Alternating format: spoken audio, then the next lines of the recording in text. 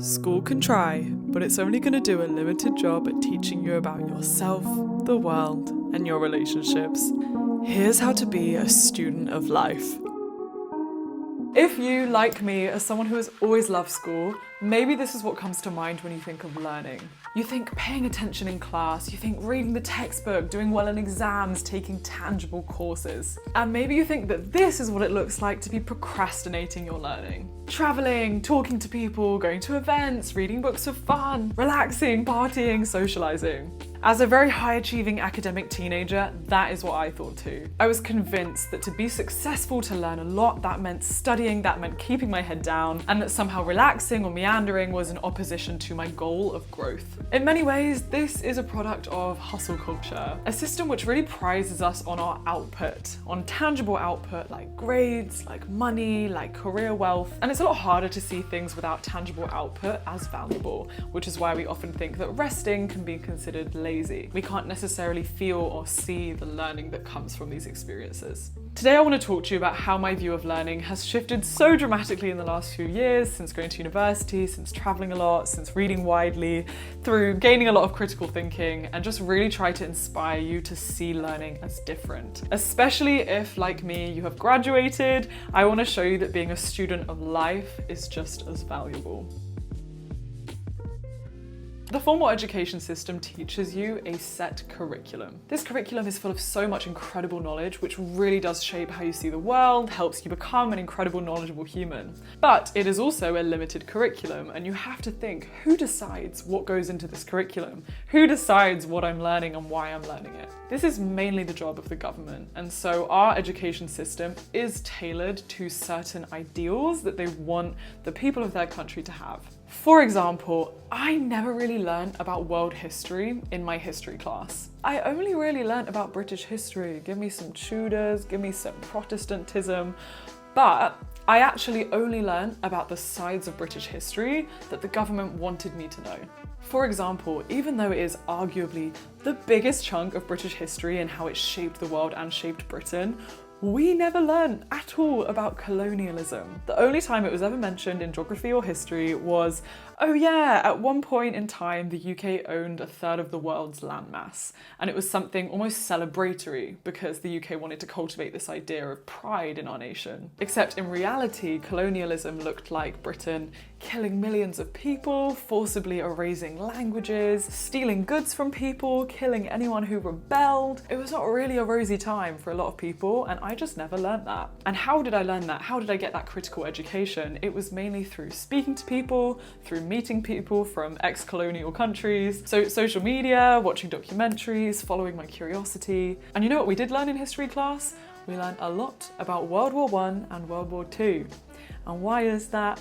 Because Britain won. We won World War II and World War I, so it really fit this national idea of us as the victors, and the victors, they write history. So what I really started to learn outside of school and in university is critical thinking. I started to learn to see facts from multiple perspectives, to question a little bit deeper, to follow my own curiosity, and to not just do it for the sake of an exam. Also, school is limited, it's a limited amount of time, and you can only study a few subjects, and so outside of school you just have so much more freedom and time to explore the full range of the millions of subjects in the world. You can read widely, and you learn differently when you take away the incentive of grades. Sometimes you learn from more inherent curiosity.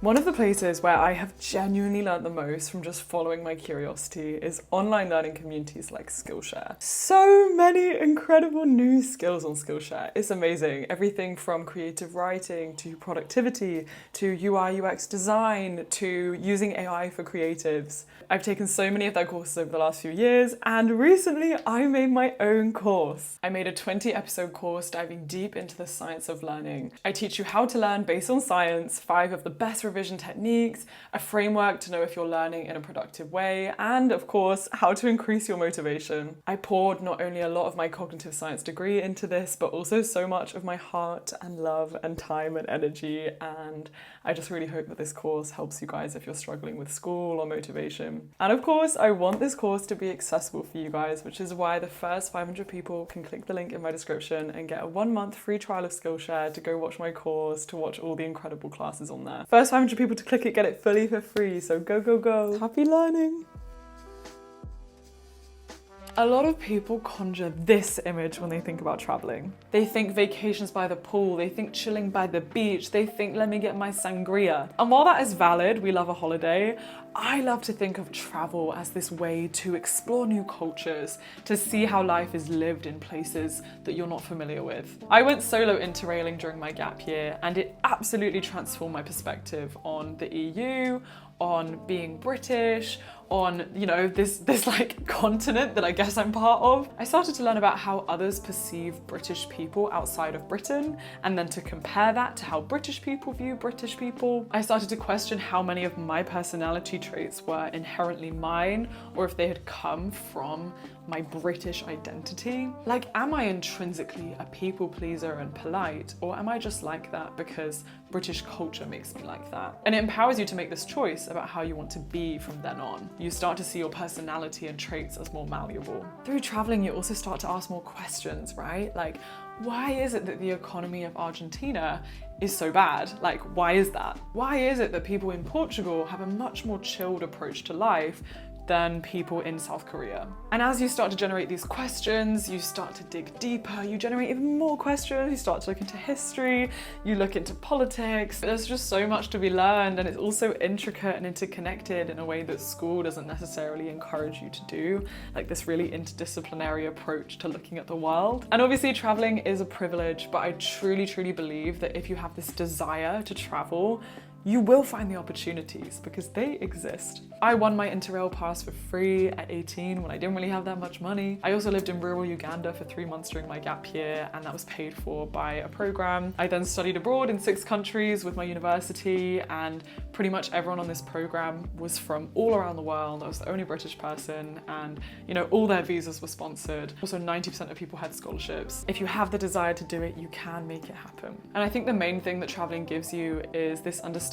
that there is no one right way to live. Like, that is all an opinion that is given to you by the people you know, by the culture that you're in. And the more that you can start to see that as flexible, the more freedom that you have to carve the life that you want to live. Okay, the world of work, my God, you're gonna learn a lot about how the world works, arguably more than you will in school. How do I budget? How do I do my finances? How do I negotiate things at work? How do all these like massive systems around me work? How does a corporation work? You take off these rose-tinted glasses of childhood where you just assume that everything is fixed as it is, and you start to see, oh my gosh, systems are malleable. Organizations are just made of people, and people are made of opinions, and opinions can be changed. In cognitive science, there's a whole side of learning theory called project-based learning, where you basically learn through doing practical tasks, through taking on challenging projects. So depending on where you work, if you're taking on new projects all the time, you are constantly learning and growing into soft skills, hard skills, learning new technical knowledge, you know, all sorts of things. And the beauty of your professional life is that you're contributing to the world, you're contributing to society. And as much as I adore formal education, I think sometimes there's a disconnect between learning in terms of essays and actually doing something with it to tangibly change the world. And this arena of your life lets you bridge that gap. School does not teach you about yourself. It does not foster a relationship to yourself, but life does, whether you like it or not. Firstly, school doesn't always foster your curiosity or your personal interests because, again, you've kind of got to learn this set curriculum. But life, like, wow, I go onto TikTok and my algorithm is already showing me things that I'm curious about or I'm interested in. And so I can already start to like design my own learning pathway through consuming content that I want to learn more about. Every time I choose to go outside of my comfort zone, I am learning about myself. Like when I was 17 or 18, this scariest thing I could think of was going on the tube alone. Like, I was so scared of public transport. I was so scared also of like calling people on the phone. Like, it just scared me so much. And school never challenged me to change those things. School never said, oh yeah, go face your fears. But real life said, Jade, you're gonna have to conquer that. And so little by little, I went outside of my comfort zone and broadened it again and again until I was able to do things like travel abroad, go skydiving, go bungee jumping, solo travel, like all these crazy things that have taught me so much about my own resilience and mastering moments of anxiety and fear. Things like therapy, this has taught me so much about myself and the way that I was raised and how it affects my personality now, and how much of that is malleable and how much of that I want to change, how that's going to affect future relationships that I have. School never made me self-aware, but life does. Okay, let's talk clubbing, because I'm not kidding. I have learnt a lot about myself through clubbing. I am a grandma human. I am a routine queen. I love an early night. I hate the feeling after a late night of how it destroys your next day because you're just so tired. But I had friends who really inspired me to go out, to try it, to say, Jade, it's okay that maybe clubbing isn't your thing, but try it first. Don't just decide it's not your thing without even really giving it a chance. And through doing it in a safe way with people I really respect and love, clubbing has literally made me feel so liberated and free at certain times of my life. It's shown me different things about my own ego, on a dance floor, how do I feel dancing in front of people? Is that awkward for me? Why is that awkward? Do I want to be the center of attention? Do I want to blend into the background? Am I okay making friends? What about when people are making out with people? How do I deal with these situations? there's so much interpersonal stuff that you can learn from clubbing. Or even questioning, why am I so married to routine? Why do I hate so much when I lose a day of doing productive things? That's something that I can question in myself. I learned that we can be full of contradictions. I can be a grandma human who loves early nights, and I can still enjoy clubbing until 5 a.m. occasionally. Both can exist at the same time. If it was my choice, I would love to create a mandatory exam, just like a GCSE, but the exam is to do a 10-day silent meditation retreat. I did a Vipassana retreat this summer, and it was one of the most challenging things I've ever done in my life. I sat for 12 hours a day just with my own brain and meditated and focused on my breath. And I learnt so much about myself, about the nature of being a human. When you remove all distraction and you remove talking to people and all of this input, what's left? Who am I, And I think that level of learning is something which improves the whole rest of your life, especially when you reach difficult times.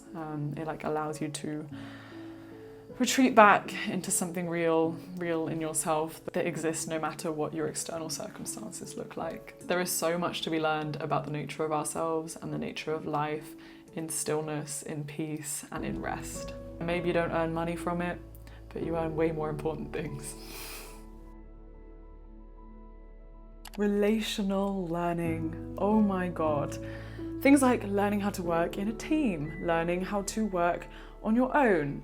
These are things that school starts to cover and will also continue into your adult life, into your working life. But there are deeper questions you learn in life, what makes a good partner? How do I become a good partner? And how do I find and choose someone who is also a good partner? What makes a good friend? Especially in the modern day, a long distance friend or an in-person friend.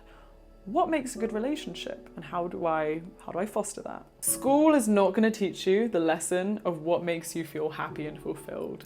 And that is a journey, a fluctuating, continuing journey of life. And I think it's so exciting how there are so many theories of what makes a good life, and it's all up to us to figure that out for ourselves. To question how much work and career play a role in our own happiness, to deeply question the way we've been raised. So, for example, things like, is a monogamous, heteronormative nuclear family dynamic what I want for myself?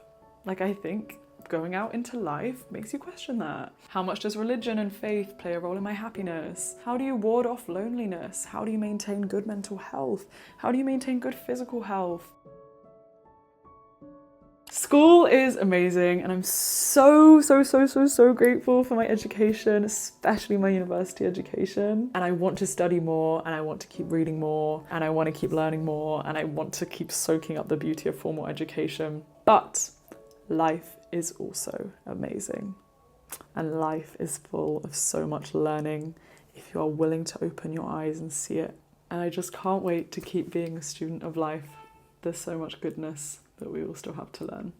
Please tell me one thing that you have learnt outside of school.